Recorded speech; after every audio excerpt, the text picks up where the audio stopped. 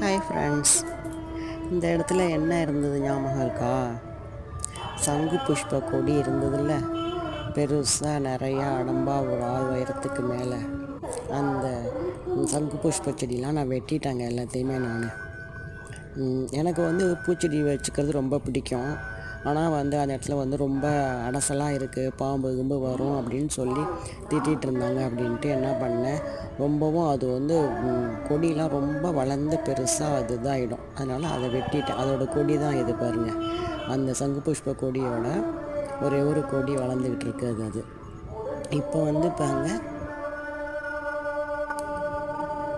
அங்கே துளசி செடி, மஞ்சள் செடி, ஒரே ஒரு சுண்டைக்காய் செடி இருக்குது.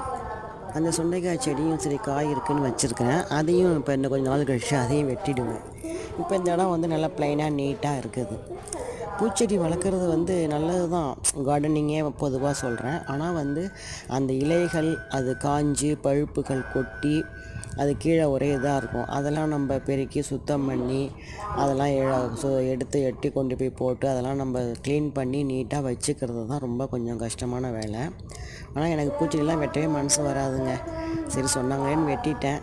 ஆனால் அந்த இடம் நீட்டாக இருக்குது. இப்போ துளசி செடி, மஞ்சள் செடி இருக்குது. சுண்டைக்காய் செடியை இன்னும் கொஞ்சம் நாள் கழித்து வெட்டிடுவேன். Okay, bye friends.